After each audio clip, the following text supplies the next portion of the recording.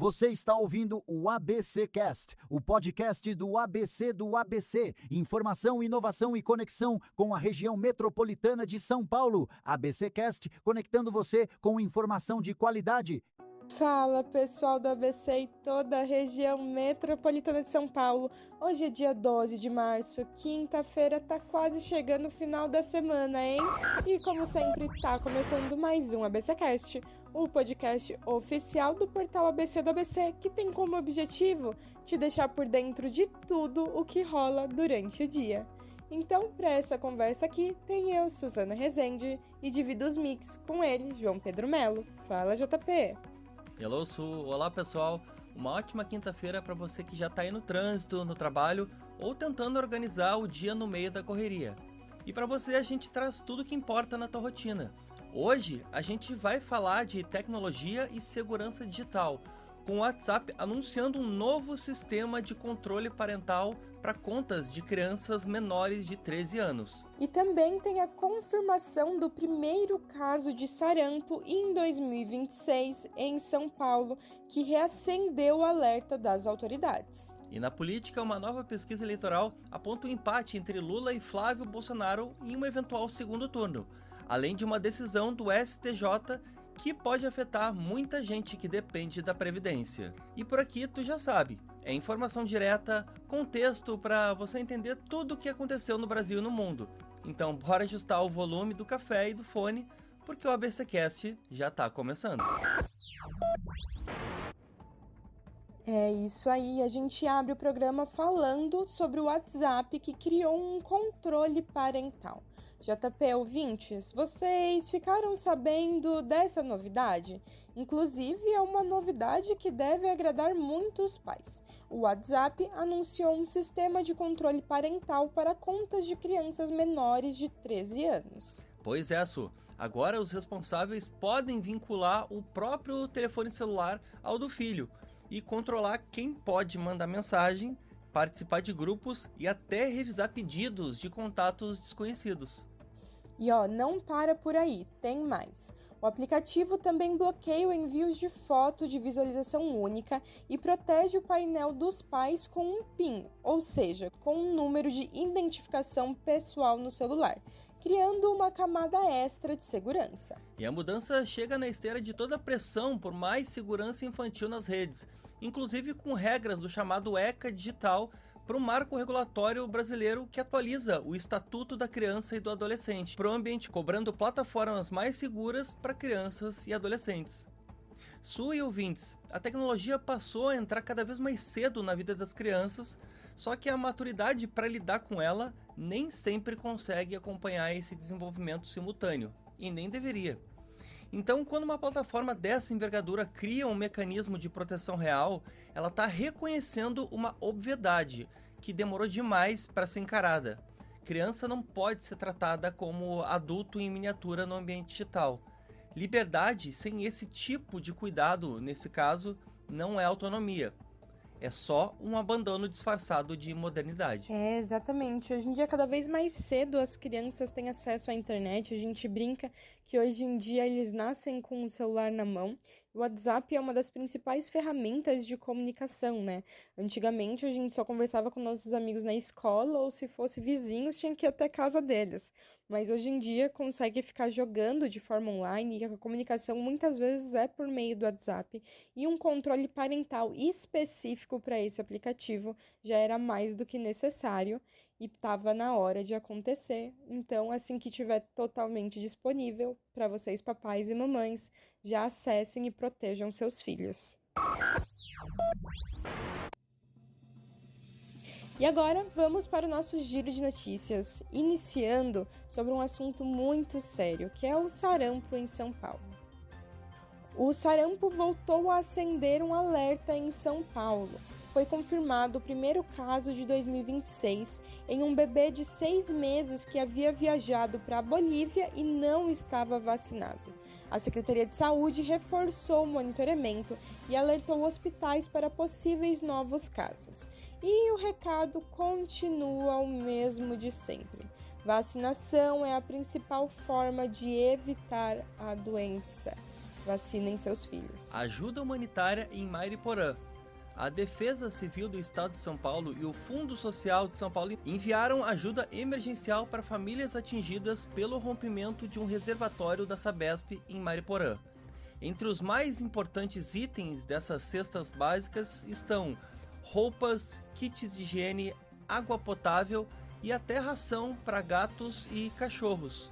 Enquanto isso, autoridades investigam o que teria causado o acidente. E agora, para fechar o nosso giro, vamos falar da posse de servidores em Osasco.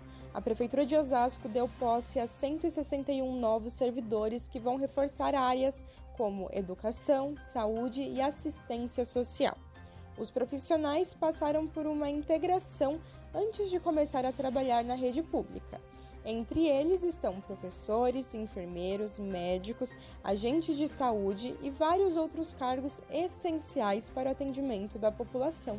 E assim a gente encerra o nosso giro de notícias de hoje com alerta de sarampo em São Paulo, ajuda humanitária em Mariporã e o reforço no serviço público em Osasco. E se tu quiser acompanhar todos os detalhes das histórias que a gente contou por aqui, já sabe, basta acessar o nosso site oficial, que é o abcdoabc.com.br.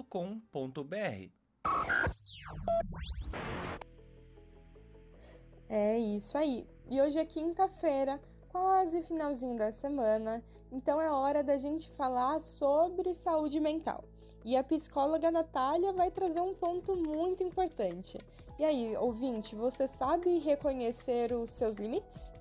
Bom, quem vai explicar um pouquinho mais sobre isso é ela, então é com você, Natália.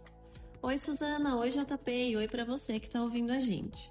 Na semana passada, nós falamos sobre força feminina e também sobre a importância de reconhecer limites para preservar a saúde mental.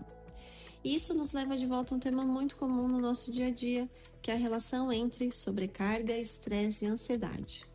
Muitas vezes a ansiedade não aparece por causa de um grande problema. Ela surge quando pequenas pressões vão se acumulando ao longo dos dias. Prazos, responsabilidades, preocupações, decisões. E aí vem aquela sensação persistente de que existe algo urgente para resolver ou até mesmo que as coisas não podem dar errado. Quando ficamos muito tempo nesse ritmo, alguns sinais aparecem, como dificuldade de relaxar, a mente acelerada, irritação, cansaço mental. E é muito comum que a gente nem perceba que está assim, ou até mesmo acaba achando que isso é só o nosso jeito de ser. E nem nos damos conta de que existem maneiras de lidar melhor com essas pressões.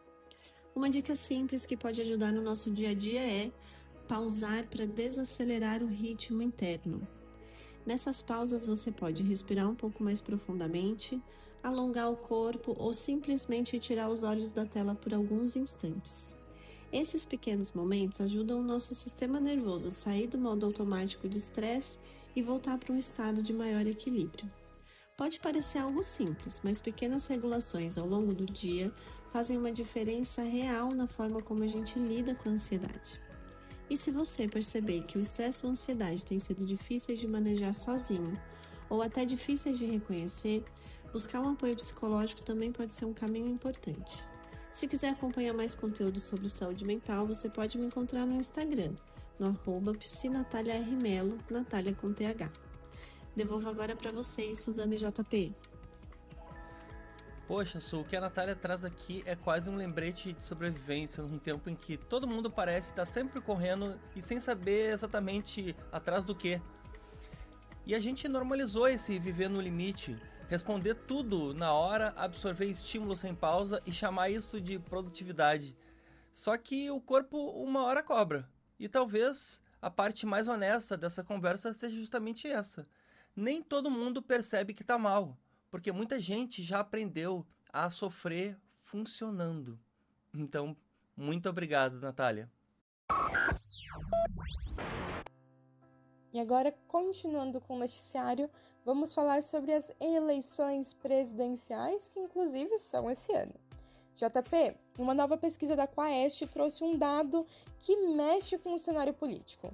Um empate inédito entre Luiz Inácio Lula da Silva e Flávio Bolsonaro em um eventual segundo turno. Isso mesmo, Su. E os dois aparecem com 41% das intenções de voto algo que nunca havia acontecido na série histórica das pesquisas. E o levantamento também testou vários nomes para a corrida eleitoral, como Ratinho Júnior, Ronaldo Caiado, Eduardo Leite, Romeu Zema, Renan Santos e Aldo Rebelo. E outro dado que chama atenção é que entre os eleitores independentes, Flávio aparece numericamente à frente de Lula, mostrando como a disputa ainda pode ficar bem apertada nos próximos meses. Su, pesquisa não decide eleição não, mas ajuda a mostrar o humor e o momento, o desgaste, fôlego e a ausência de adversário realmente competitivo. E nesse caso, o dado mais importante talvez nem seja o empate em si, é o tipo de país que essa disputa está projetando. O eleitor precisa olhar além de sobrenome e além do calor desse momento, porque quando a política volta a flertar com grupos que normalizaram e normalizam ainda o golpismo ou tratam a democracia como um detalhe incômodo, o voto deixa de ser apenas uma escolha de governo, vira também um freio contra a repetição de erros e, por que não dizer, um lembrete de que a nossa democracia não sobreviveria outra vez a ter que lidar novamente com aqueles que conspiraram contra a nossa república. Ou seja, eleitor sem memória, acima de tudo, é terreno fértil para repetição de desastre. Ou como diria o grande historiador Eduardo Bueno, um povo que não reconhece a sua própria história está afadado a repetir. Exatamente, JP. Parece que o Brasil voltou a ficar polarizado, né? Como se só houvessem dois lados. E como você bem disse, a gente precisa observar muito além do sobrenome, mais propostas e também o que a pessoa fez ali na história da política. Mas pelo menos agora a gente pode ter o exemplo de que caso um lado ganhe, a gente vê que atacar a democracia tem consequências. Porque muitos daqueles que atacaram estão presos e vão continuar presos. Sem anistia, sem ali alguma jogada política, porque precisa ter um tipo de consequência e teve consequência para ver se pelo menos esse tipo de ato não se repita. E agora vamos falar da decisão do STJ, que é o Superior Tribunal de Justiça, sobre o INSS, o Instituto Nacional de Seguro Social. Olha só, JP e ouvinte, uma decisão do STJ pode impactar muita gente que depende da Previdência. O tribunal analisou um caso que virou referência nacional, chamado de Tema 1360, que define como o trabalhador deve comprovar que está desempregado para manter os direitos do Instituto Nacional de Seguro Social, o INSS. E aí, quando o STJ julga um tema, ele está basicamente dando uma resposta para uma dúvida que aparece em milhares de processos parecidos pelo país. Ou seja, a decisão passa a orientar como a justiça deve tratar esse tipo de assunto daqui para frente. Nesse caso específico, o tribunal entendeu que só a carteira de trabalho sem registro recente pode não ser suficiente para provar o desemprego. Dependendo da situação, o trabalhador pode ter que apresentar outras evidências, como cadastros em sistemas de emprego ou até testemunhas. E isso afeta o chamado período de graça, que é o tempo em que a pessoa continua protegida pela Previdência, mesmo sem contribuição. Especialistas alertam que a regra pode dificultar a vida de quem precisa provar que não está trabalhando, principalmente em um país com tanta informalidade. É claro que é preciso cuidado para não haver até uma certa balbúrdia, imagina só se não houver rigor. Porém, por um outro lado, essa decisão até pode parecer técnica, mas a vida real não é bem técnica.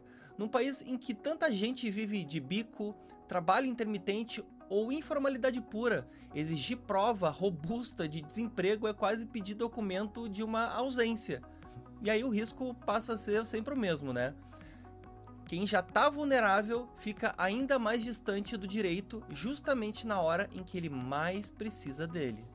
Exatamente. Eu sei que muitos direitos, principalmente relacionados à Previdência Social, é preciso ter uma investigação para que não haja fraudes, né? Ou até mesmo pessoas que não precisem receber aquilo, porém tudo tem limites também. Principalmente num momento de desemprego e vulnerabilidade, as pessoas precisam desse apoio.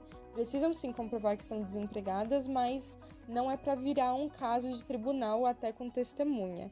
A gente também precisa ter um bom senso nessa situação.